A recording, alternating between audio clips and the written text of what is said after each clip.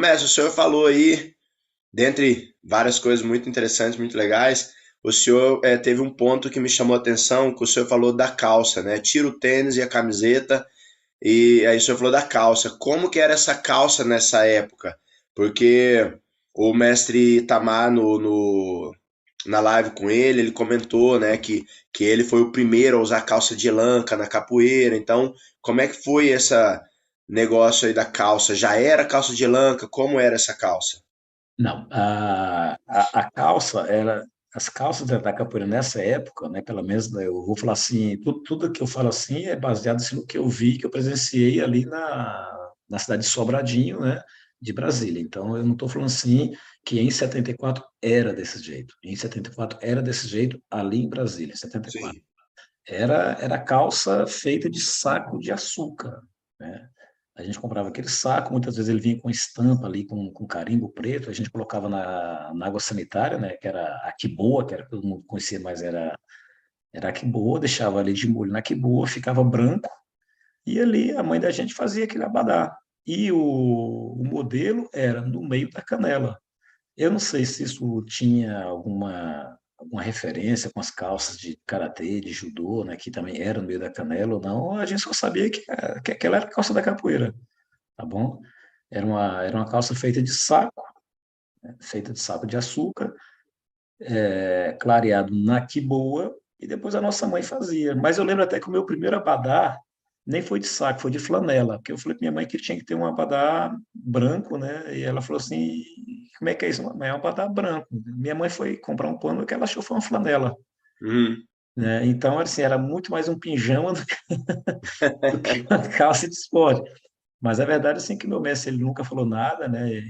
Sobre meu abadá de flanela, era apenas uma calça branca. Mas eu usei também o abadá de saco, né? Quando a flanela já começou a ficar gasta ali, eu fui doido atrás de saco de farinha, né? Ah, Minha mãe ficava chateada, agora tem que colocar essas troças. Ela falava essas marmotas agora, né? Isso que boa. Ela ficava indignada. Até Parece porque até minha mãe, pô. Os é, mesmos até por, ditados, os mesmos dizeres. até porque as minhas calças na escola já estavam todas assim, rasgadas no fundo, porque eu vivia soltando perna, né? Então, as calças iam rasgando aos poucos e minha mãe indignada. E ela falou, tem que fazer um botar de novo para você, porque você já está rasgando suas calças todas. Então, mas era assim, eu lembro que essa calça de elanca, ela apareceu, pelo menos assim, para nossa realidade ali, muito assim, bem depois, né? Já meados da década de 80 por aí, sei lá, 85 talvez, 83, 84 por aí, tá bom? Mas era, tradicionalmente, na região ali, era abadá mesmo de saco. Quem tinha grana mandava fazer abadá de brim, né? Que era assim, já era um pano assim mais, porra, brim, o cara eu olhava assim, pô, o cara tem um abadá de brim, né? Era uma coisa assim chique, né? Mas a grande massa, a garotada ali do meu entorno era badar de saco mesmo. Era pegar o saco, que era barato, era quase de graça, né? A gente gastava dinheiro com a que boa.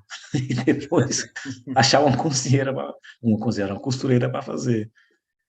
Mas eu cheguei, inclusive, a fazer também abadá de brim, rolou uma grana e tal, comprei um brim para fazer o abadá e tal. Era assim, aquela coisa mais. Era assim, um abadá mais, né? Porra, abadá de brim já é. E depois veio a Elanca. A Elanca, assim, veio, assim, até deu assim um certo boom porque realmente assim era realmente mais fácil, né, de se jogar capoeira com a calça de elanca. Ela libertava mais porque na verdade acabava por ser uma calça de esporte, né, por facilitar a movimentação. Depois surgiu inclusive algumas teorias, não, porque a calça de brim, a calça de pano pode fazer mal ao joelho, quer dizer, era uma série de teorias ali, tudo, mas eu, na verdade, nunca tive problema nenhum com os abadás de pano, abadá de saco, e sei que muita gente até hoje usa, mas, Mestre, sim, à desculpa. vontade. Eu vou ficar um pouquinho aí nessa época. A ideia era pular para uma outra pergunta mais para frente, mas o senhor falou duas coisas que me chamaram a atenção, porque eu venho pensando nessas coisas já há alguns anos, e, inclusive, eu fiquei um tempo assim meio triste de não estar vendo mais isso. Eu vou fazer a pergunta, só queria mandar um salve aqui para o pessoal. Mestre, essa coisa que o senhor falou, quando o senhor chegou, que aquela magia, aquela coisa que a gente tem quando começa na capoeira, e sendo que não era só quando a gente começava, às vezes a gente com 10 anos de capoeira, a gente ainda tinha aquele frio na barriga quando ia para uma roda diferente, com pessoas que a gente não conhecia, independente de, às vezes, ir para aquele lado mais perverso, mas era da roda, da gente saber se comportar, de fazer um jogo legal, de não passar vergonha, entre aspas. E eu vejo que hoje em dia, muita gente, eu estava olhando nos eventos, eu tenho observado muito nos eventos, e eu vejo que muitas vezes as pessoas estão se resumindo a fazer uma coisa quadrada, toca o berimbau, canta algumas músicas da moda e se joga, e eu não estava sentindo mais aquela magia nas pessoas, daquela vontade de jogar, de dar um sorriso para o colega, de falar, pô, quero jogar com você, vamos fazer aquele jogo bacana e tal. E não sei se o senhor notou isso, óbvio que a capoeira reflete o tempo em que ela vive, a gente vive o tempo do fast food hoje, tudo tem que ser rápido, tudo tem que ser na hora.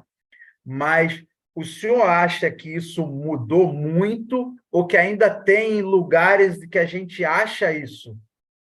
Olha, o mestre Capacete, eu até agradeço muito, né, essa sua pergunta e essas suas colocações, porque eu vejo da mesma forma. Evidentemente, é impossível eu não fazer comparações, né, dessa época aí dos anos 70 e 80 com a atualidade, porque eu acho que a tecnologia ela veio para facilitar muita coisa na nossa vida, né, na medicina, nas ciências e no aprendizado, enfim, a tecnologia ela ajuda muita coisa. Na capoeira, eu tenho uma visão mais crítica. Eu acho que a tecnologia ela mais assusta do que apaixona, porque a noção de tempo dentro da capoeira não pode, de forma alguma, usar como parâmetro de medição a tecnologia. Não pode, nós não podemos falar na rapidez ou no tempo na capoeira usando tecnologia, porque eu lembro que meu mestre falava assim que a capoeira se ensinava a conta-gotas, né? A gente não entendia muito bem essa expressão dele, a gente era muito jovem e tudo, mas ele falava, não, a capoeira se ensina com conta-gota, né? O mestre vai dando ali gotas, né?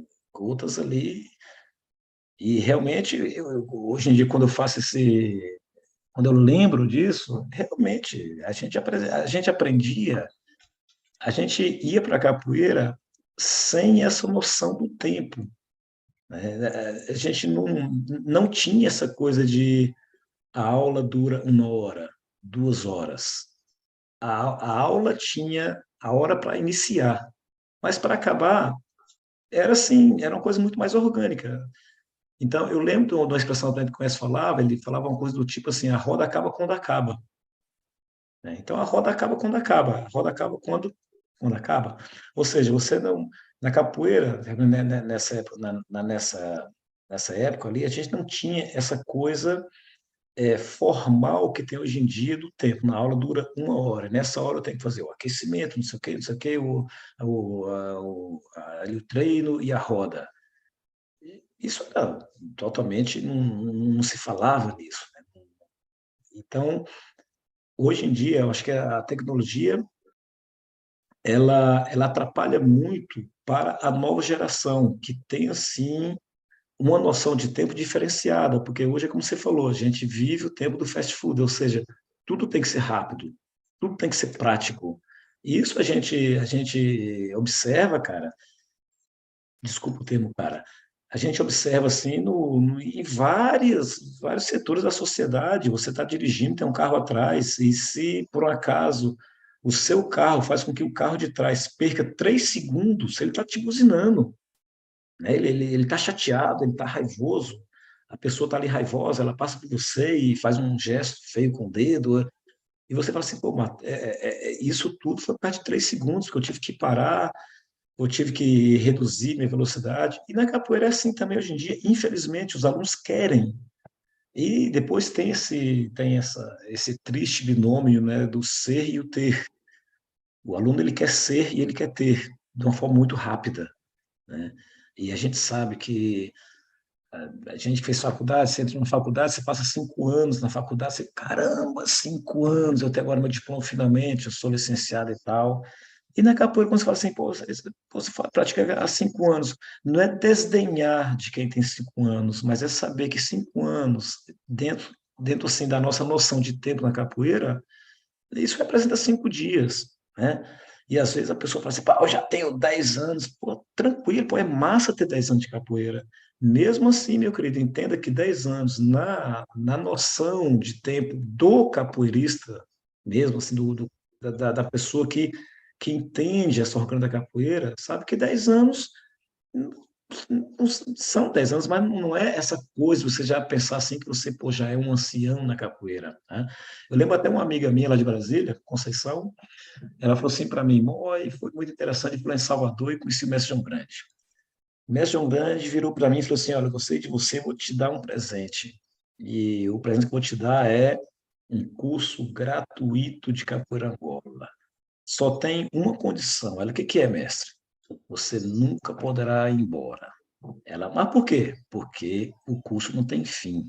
Ou seja, isso é a forma do mestre, né? Isso é assim, ou seja, você pode iniciar, mas você não, a gente não pode ter na capoeira essa noção temporal de que o meu curso, né, a minha formação na capoeira, ela demora 10 anos, 20 anos.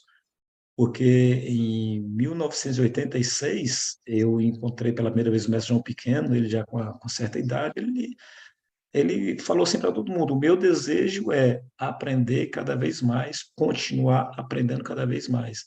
Ou seja, ver um homem daquela idade, né, falar que o desejo dele é estar aprendendo, ou seja, é estar caminhando, é estar sem preocupação com o tempo. Tá bom?